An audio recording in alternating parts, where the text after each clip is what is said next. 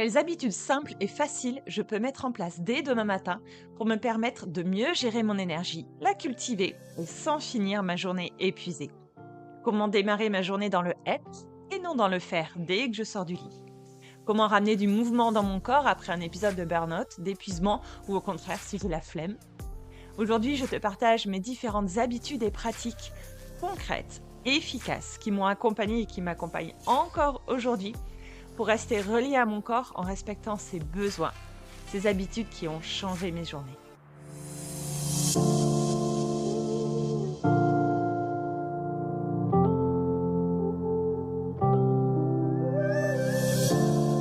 Je suis Marine Océana, je suis professeure de yoga et aussi une jeune femme aux mille idées et aux mille envies. Je suis une ancienne hyperactive et j'ai brûlé mon énergie physique, mentale, vitale. J'ai traversé un burn-out qui a déclenché une maladie auto-immune car mon corps m'a dit stop. Stop à la surcharge, stop aux limites dépassées bien trop souvent. J'ai traversé des phases d'arrêt, d'introspection, de remise en question profonde sur ma façon de vivre et de penser au quotidien.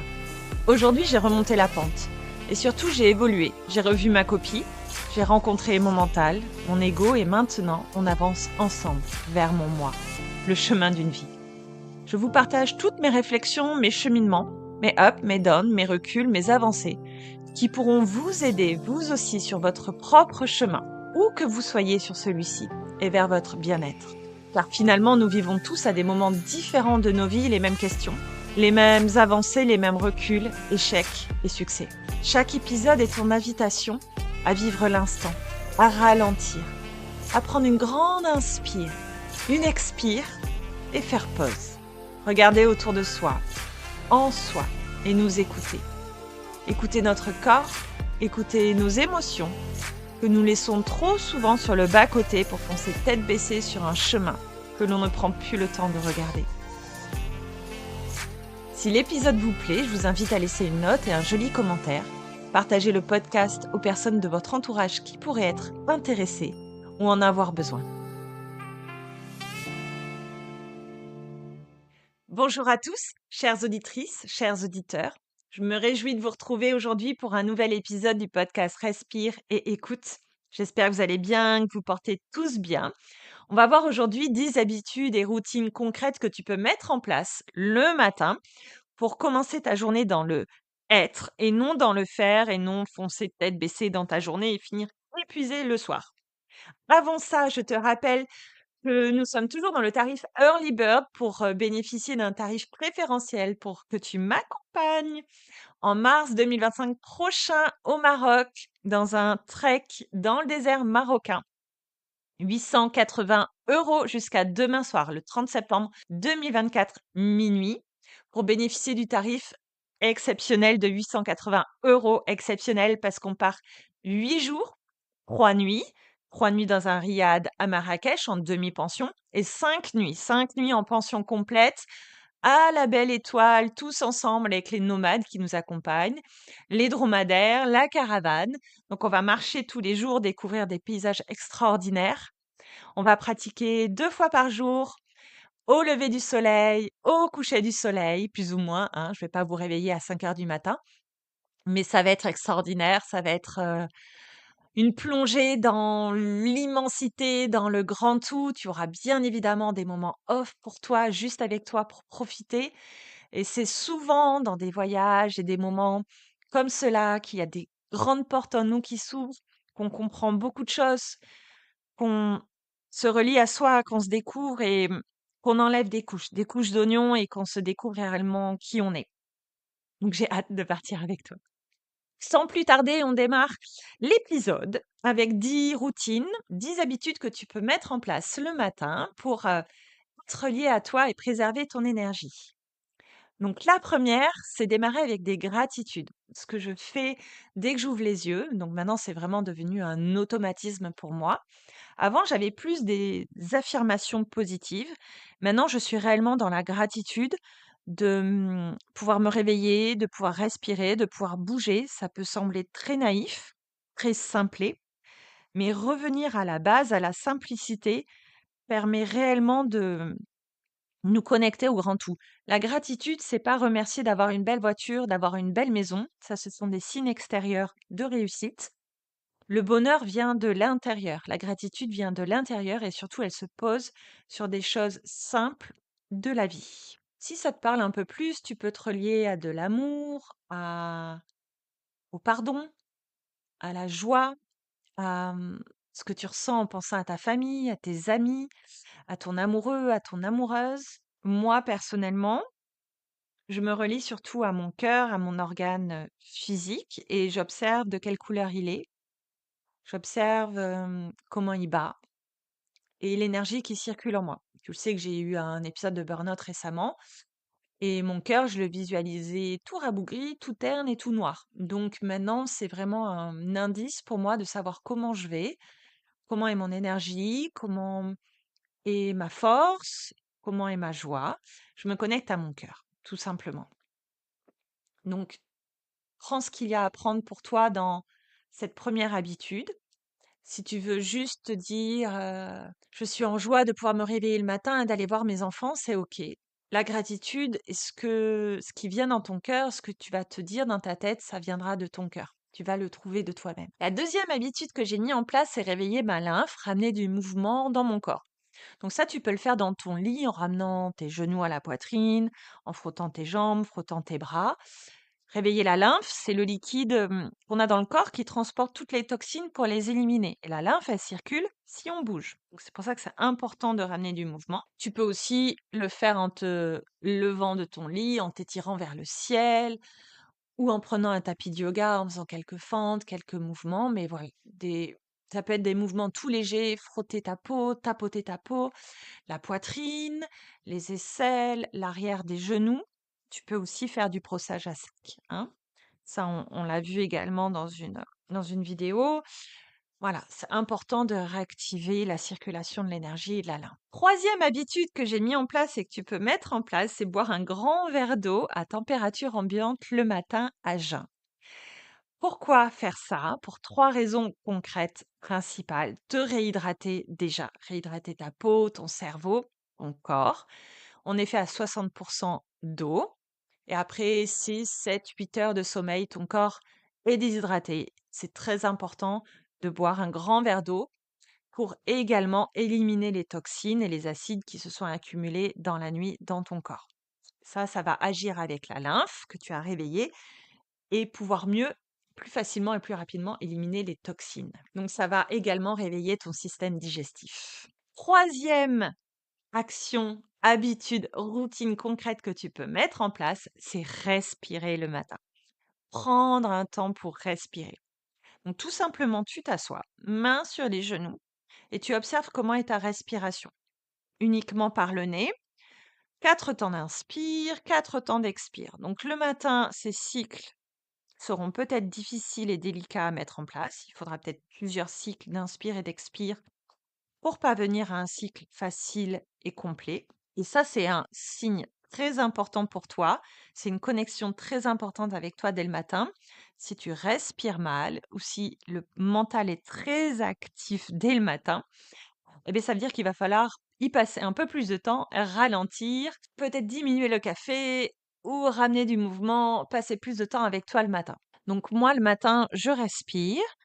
Je laisse le diaphragme descendre dans le ventre, qui se met très souvent à gargouiller. C'est signe que j'étais un petit peu trop tendue et que je laisse le corps vivre. Si c'est très facile pour toi, tu peux ramener des temps de rétention à poumon plein, poumon vide et partir sur des exercices de pranayama. Ça, on ne les verra pas aujourd'hui, mais la respiration est essentielle le matin. Rappelons que la respiration est un outil hyper efficace et hyper important pour réguler ton système nerveux. On ne le rappellera jamais assez. Cinquième habitude que j'ai mis en place, c'est boire une grande tisane. Tisane énergie, une tisane bio que j'ai achetée dans un magasin. Je ne parle pas de camomille ou de tilleul, mais j'ai acheté donc une tisane spéciale énergie, vitalité, qui va me revigorer le matin. Ça va se combiner avec mon grand verre d'eau. Et du coup, déjà, je vais hydrater mon corps et je vais prendre du temps avec moi, puisque c'est un grand bol. Je vais prendre le temps de rester avec mon corps, de boire cette tisane. Et ça, c'est quelque chose qui me fait énormément de bien. Ça n'a pas été facile à mettre en place, parce que moi, j'étais friande du café dès le matin à jeun. Donc tout ça, ça me permet de me rappeler: «Oh, tu prends un temps avec toi le matin, tu ne fonces pas tête baissée dans le café, dans le faire. Prends du temps». Prendre du temps, mais ça me prend 1 à 2 minutes. Mais quand on est habitué à aller hyper vite et à être hyper speed dès le matin, c'est pas facile à mettre en place. Depuis quelque temps, je le fais et je perçois des réels effets positifs sur moi et je t'invite à le faire également si ça te parle. Certaines personnes vont aussi préférer boire un grand verre d'eau chaude avec un citron pressé. Moi, c'est pas mon truc, mais ça aussi, tu peux le faire si ça te parle. La sixième habitude que tu peux mettre en place, une sixième action que tu peux mettre en place, c'est écrire. Donc ça, je le fais pas tous les jours. J'ai un petit carnet dédié. J'écris mes pensées, mes émotions, comment je me sens. Voilà, je déballe tout. Des fois, c'est quelques mots, des fois, c'est des phrases. C'est pas très coordonné, mais c'est pas grave. C'est pour toi. Tu peux également tenir un agenda de comment tu te sens, parce que souvent, on oublie qu'il y a 6 mois, on n'arrivait pas à se lever le matin, qu'on était brouillonne, qu'on était stressé. Et 6 mois après, ça permet de se rendre compte du chemin qu'on a parcouru. Et ça, c'est super important parce que souvent, on a l'impression de stagner, de pas avancer, mais ça permet vraiment de faire un bilan. Donc ça, tu peux le faire également, mais pas que le matin. Par exemple, tous les mois, à la pleine lune, à la nouvelle lune, comment je me sens, j'en suis où. Et c'est bien aussi de le comparer avec ton environnement, avec les actions, les habitudes que tu as mises en place et de voir la corrélation et les ajustements que tu peux faire. Bien évidemment, la septième habitude et routine efficace pour ton bien-être, c'est de faire du yoga le matin, de faire quelques salutations, quelques mouvements, des choses simples, vraiment simples. Moi, j'ai arrêté de pratiquer des choses, des flows, des pratiques complètes. Ça ne faisait que stimuler mon cerveau, réactiver mon système nerveux, à me dire: «Ah oui, ça j'y arrive» ou «Ça j'y arrive pas. Ah oui, ça c'est un super enchaînement, je devrais le faire moi aussi». Simple, simple, simple, simple. Salutation au soleil, Uttanasana, Ardha Uttanasana, défente, des étirements, vraiment du simple pour ne pas surstimuler ton corps. Donc il te suffit de 5 minutes, 10 minutes pour visualiser si déjà tu arrives à coordonner le souffle avec le mouvement. Moi, c'est vraiment un repère très facile pour moi. Il y a des matins où le mouvement est beaucoup plus long que ma respiration. Ça veut dire que ma respiration est courte, elle est difficile. Donc, soit j'observe si mon mental est trop actif, j'observe comment est mon énergie, si l'espace dans mon corps s'est rétracté pour ma respiration. Donc, vraiment, c'est des indices très simples. Et ça te permet aussi de t'observer. Observer ton corps. Observer comment tu fais les salutations le matin. Faire les mêmes salutations tous les matins, même si c'est 2, même si c'est 4, si c'est 6. Je dis en nombre pair parce que souvent on fait droite et gauche. Ça va te permettre de voir tous les jours comment est ta salutation par rapport à la veille. Comment est ton corps par rapport à la veille? Est-ce que c'est plus facile? Est-ce qu'aujourd'hui c'est fluide? Est-ce qu'aujourd'hui c'est ample? Ou est-ce qu'aujourd'hui c'est un petit peu raide et brouillon? La huitième habitude et routine, c'est te relier à la nature. Simplement boire ta tisane en écoutant les oiseaux, ou prendre ton vélo pour aller au travail, ou juste marcher un petit peu dehors. Sortir du béton, sortir de ton appartement, sortir de ta maison, regarder la couleur du ciel. Pas juste pour te demander s'il pleut, mais voir comment sont les nuages, comment est la couleur du soleil, comment est le soleil, la couleur du ciel, comment est le soleil. C'est hyper important pour relativiser. La neuvième habitude, routine que tu peux mettre en place, c'est mettre ta musique préférée et danser, chanter, sauter partout, lever les bras, hurler à tue-tête, peu importe. Ramener de la joie, ramener du pétillant, ramener de la magie, ramener du mouvement avant de commencer ta journée et tes réunions. Ça, c'est super important. La dixième et dernière habitude, routine que tu peux mettre en place, c'est prendre soin de toi. Prendre soin de ton corps en hydratant ton corps, en utilisant ta crème préférée, en prenant le temps de te masser, de faire pénétrer ta crème. 30 secondes, 40 secondes, et pas le faire à la va-vite en tapotant ta peau, en espérant qu'elle absorbe le plus vite possible pour pouvoir mettre ton vêtement et pas que ça colle. Prendre soin de ton corps, prendre soin de ton visage, prendre le temps, si tu le souhaites, de te maquiller, de te coiffer, ou de te sentir belle, de te sentir sensuelle pour toi, belle pour toi. Si tu ne te maquilles pas, c'est OK. Mais prendre le temps de t'habiller, choisir tes vêtements, choisir ta tenue, choisir tes chaussures ou ta plus belle tenue de sport, peu importe. Mais prendre le temps de mettre un bijou, de te regarder dans le miroir et de te sentir belle. Tu peux masser ta peau, faire yoga du visage si ça te parle, si tu connais, mais vraiment prendre le temps de te sentir jolie. Et si ça ne fonctionne pas, si tu ne te sens pas jolie, si tu te sens brouillonne, te demander pourquoi et qu'est-ce que tu peux faire pour ça. Moi, il y a quelque temps, j'ai pris un cours de maquillage parce que je me maquillais de la même façon depuis des années. J'ai revu complètement mes crèmes, j'ai revu mon maquillage et ça fait un bien fou parce que déjà la peau s'habitue aux crèmes et que aller voir un maquilleur professionnel, déjà ça fait du bien de se faire chouchouter et ça fait du bien de changer de routine. Le visage évolue avec le temps, on vieillit et c'est bien de comprendre qu'est-ce qui nous met en valeur sans ressembler, à une potiche, à un pot de peinture.